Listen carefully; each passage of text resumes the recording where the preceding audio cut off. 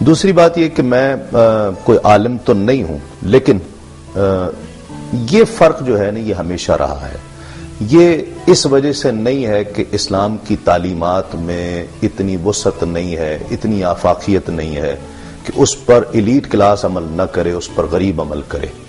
جو کلمہ پڑھ لے لا الہ الا اللہ محمد رسول اللہ صلی اللہ علیہ وسلم، اس کے لیے لازم ہے کہ وہ قرآن حدیث جو اس کے لیے قوانین ہیں، جو اس کے لیے جو ریسٹرکشنز ہیں، وہ اس پر عمل کرے. اور نماز، روزہ، یہ تمام چیزیں عقائد ہیں، اس سے ہٹ کر کے عقائد بنیادی حیثیت رکھتے ہیں کہ وہ بنیادی طور پر عقائد ہونے چاہیے. سب سے پہلی بات تو یہ ہے کہ آپ اسلام کو دین فطرت مان رہے ہیں. سب سے پہلے تو یہ ضروری ہے کہ آپ دین فطرت مانیں کہ یہ ہر دور کے تقاضے کو پورا کرتا ہے. دیکھنا یہ ہوگا کہ ایلیٹ کلاس کو شکایت کیا ہے، کس وجہ سے وہ دین سے دور ہے. کسی فیشن کے تابع ہو کر، کسی ماحول کے تابع ہو کر. اس کے اثرات کیا ہو رہے ہیں آج؟ باپ کو بیٹے کی فکر نہیں ہے، بیٹے کو بہن کی فکر نہیں ہے، کون کہاں جا رہا ہے. ماں باپ الگ کلبز میں ہیں، بیٹا الگ کلبز میں ہے، بیٹی الگ کلبز میں ہے. بیٹے کی نظر میں جو ماں باپ کی توقیر ہونی چاہیے، جو عزت ہونی چاہیے، وہ ختم ہو گئی. باپ کی نظر میں جو ایک شفقت ہونی چاہیے تھی، وہ ختم ہو گئی. قرآن کی تعلیمات، احادیث کی تعلیمات اتنی وسعت اور اتنی آفاقیت رکھتی ہیں اور اتنا فطرت ان کے تابع ہے. وہ فطرت کے تابع نہیں ہے، فطرت ان کے تابع ہے اس لیے کہ وہ اللہ کا کلام ہے، اس میں تمام چیزیں موجود ہیں. اس پر اگر اس کی تعلیمات پر عمل کیا جائے. اور سب سے بڑھ کر اہم حصہ میرے جواب کا، اگر تصور یہ ہو کہ ہم ایک امتحان گاہ میں ہیں. بنیادی ایمان ہوتا ہے ڈاکٹر صاحب، جو ہم ایمان جس کو کہتے ہیں نا، اس میں آخرت پر ایمان لانا، آخرت میں روز حشر کی کارروائی پر ایمان لانا کہ ہمیں کہیں نہ کہیں کبھی نہ کبھی جواب دہ ہونا ہے. جب آپ احتساب کو نظر میں رکھتے ہیں کہ ہم نے کہیں نہ کہیں کبھی نہ کبھی جا کر جواب دینا ہے، تو اس وقت میرا خیال ہے کہ یہ تمام چیزیں تصور میں رہتی ہیں اور اسی کے رہیں گی کہ جو اس تصور کے ساتھ زندگی گزار رہا ہے کہ مجھے کہیں نہ کہیں جواب دینا ہے. جب یہ سوچ نکل جاتی ہے، گویا وہ ایمان سے نکل گئے. ایمان تھا بنیادی ایمان، آخرت پر ایمان رکھنا کہ ایک دن ایسا آئے گا، وہ روز جزا، وہ جو ججمنٹ ڈے ہوگا، مجھے وہاں پر جواب دینا ہے کہ مجھے دنیا میں دونوں راستے دکھائی بھی گئے تھے. میرا نام بھی عبداللہ رکھا گیا تھا. میں جب پیدا ہوا تھا تو میرے کان میں اذان بھی دی گئی تھی. تو میں صرف نام کا مسلمان رہا یا میں نے دین کو پڑھنے کی کوشش کی. یہ نہیں کہا جا سکتا، یہ کوئی جسٹیفیکیشن نہیں ہوگی کہ یہ تو مولویوں کا کام تھا، یہ تو علماء کا کام تھا.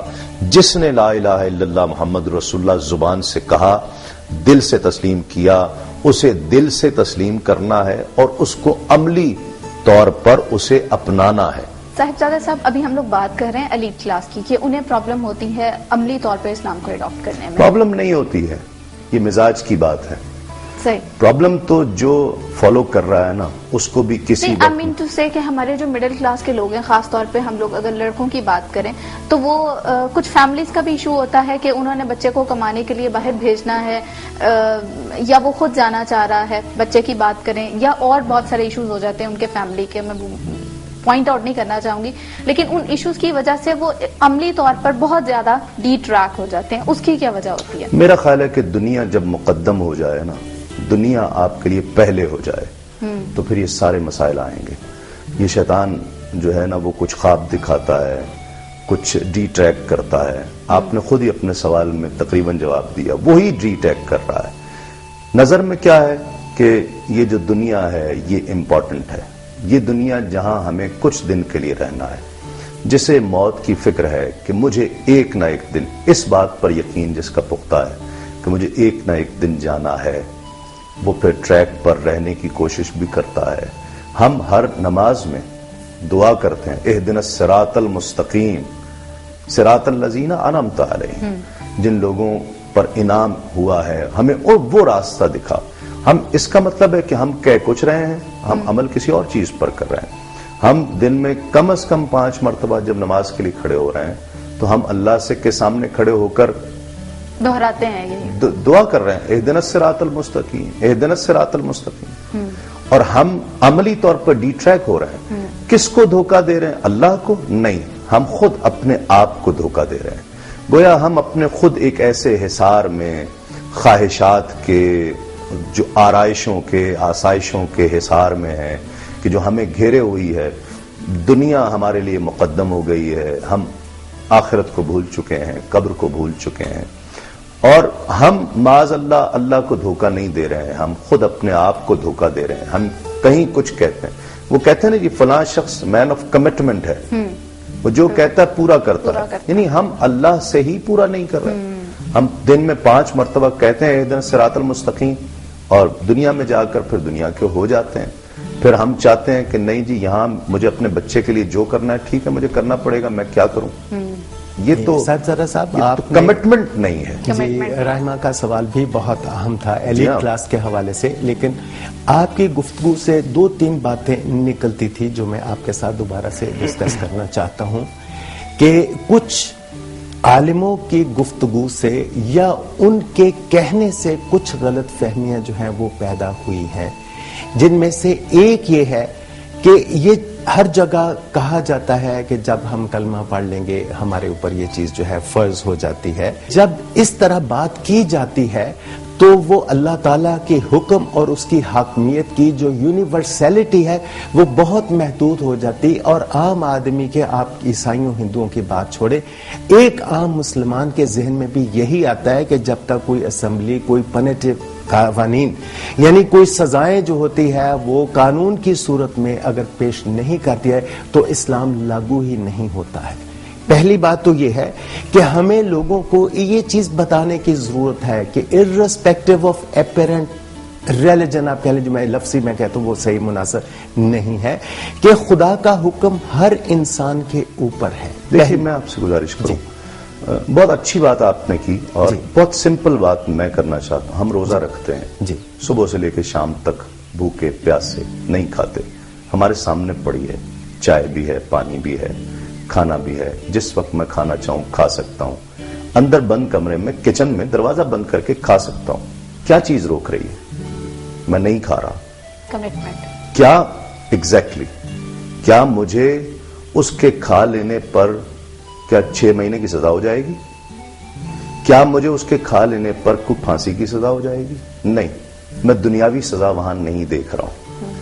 مجھے پتا ہے کہ میں اگر یہ کھا رہا ہوں مجھے کوئی دیکھ رہا ہے نہیں دیکھ رہا، میرا رب دیکھ رہا ہے. جب یہ یقین ہو جاتا ہے، اسی لیے ہم صبح سے لے کر شام تک کچھ نہیں کھاتے ہیں. آپ نے کیا، یہ تو میں نے کیا، آپ نے کیا نا. اللہ تعالیٰ فرما رہا ہے اس کا اجر میں دوں گا. اب وہ کیا دے گا یہ آپ کے اور میرے تصور سے باہر ہے. ساری چیزیں کسی کے ڈر یا خوف سے نہیں ہوتی. حضرت رابعہ بصری رحمت اللہ علیہا کہتی تھیں، اللہ کی بہت بڑی ولی گزری ہیں، کہتی ہیں ایک ہاتھ میں میرا جی چاہتا ہے کہ میں ایک ہاتھ میں آگ اور ایک ہاتھ میں پانی لیے جا رہی ہوں. کسی نے پوچھا کہ آپ کہاں جا رہی ہیں؟ اور یہ انہوں نے کہا میرا جی چاہتا ہے کہ میں اس آگ سے جنت کو جلا دوں اور اس پانی سے جہنم کی آگ کو بجھا دوں. اس لیے کہ اگر کوئی دوزخ کے ڈر سے، خوف سے اور جنت کے لالچ میں عبادت کرنا ہے تو وہ عبادت کرنا چھوڑ دے. صرف رب کی رضا، رب کی رحمت کا تصور لے کر اور اس کی طلب لے کر کرے. جس طرح میں نے آپ کو ایک مثال دی، کوئی بھی روزہ رکھے وہ صبح سے لے کر شام تک، قانون تو یہ ہے کہ وہ اس کا کفارہ بھی ادا کرے گا، اس کو ریپیٹ بھی کرے گا. یعنی روزہ ایک تو پورا رکھے گا، 6 مہینے 60 دن بغیر ناگے کے روزے بھی رکھے گا. یہ ایک پنشمنٹ ہے، یہ ایک رولز ہیں، اصول قوانین تو یہ ہوئے. لیکن وہ کیوں نہیں کھا رہا؟ اس کو یہ پتا ہے کہ میرا رب مجھ سے ناراض ہو جائے گا میں نے اگر یہ کھا لیا. تمام چیزوں میں اگر یہی تصور آ جائے کہ اللہ دیکھ رہا ہے اور مجھے اللہ کی بارگاہ میں جواب دینا ہے، تو میں پھر یہ سمجھتا ہوں کہ پھر آپ کوئی اگر عالم کہہ رہا ہے، اول تو ہماری نظر سے نہیں گزرے، اگر کوئی ایسا عالم ہے بھی تو علماء سو اور علماء حق کا تو فرق سرکار دو عالم صلی اللہ علیہ وسلم نے بتا دیا نا ہمیں. پھر تو کوئی کہہ بھی رہا ہے تو ہمیں میرا خیال یقین نہیں ہوگا اگر ہمارا اپنا یقین پختہ ہو جائے. سر ایک بہت ویسے بات تو تھوڑی سی ارریلیونٹ ہے، جیسے ابھی روزے کی بات کی آپ نے کہ اس میں ہم لوگ اپنی ایک کمٹمنٹ کو سوچ رہے ہوتے ہیں کہ ہمارے سامنے کھانا بھی پڑا ہے پھر بھی ہم نے نہیں کھا رہا، لیکن اور بہت ساری برائیاں ہوتی ہیں وہ تو ہم لوگ ساتھ ساتھ کر رہے ہیں. جی ہاں، وہاں تصور نہیں ہوتا، وہاں شاید ہمیں رب کے دیکھ لینے کا تصور نہیں ہوتا. صاحبزادہ صاحب میں آپ کی توجہ اگر دلاؤں، سورہ بقر میں آیت نمبر 36 میں ہے کہ اور ہم نے کہا تم سب نیچے اتر جاؤ، تم ایک دوسرے کے دشمن ہو اور تمہارے لیے زمین میں ٹھکانا ہے اور ایک وقت تک نفع اٹھانا ہے.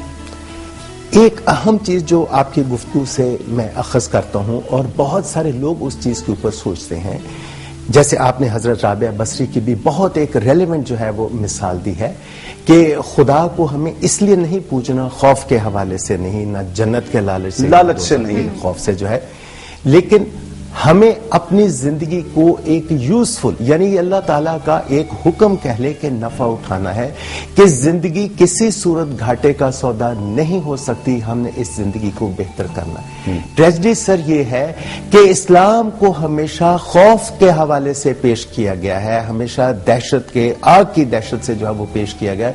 یہ بہت کم کہا گیا، میں نہیں کہتا کہ نہیں کہا گیا ہے، آپ جیسے لوگوں نے ہمیشہ کہا ہے کہ اگر ہم اسلام کو اپنی زندگی میں نافذ کرتے ہیں تو ہماری زندگی دوسرے انسانوں کی زندگی بہتر ہو جاتی ہے، یہ پوری مخلوق کے لیے زندگی جو ہے وہ بہتر ہو جاتی.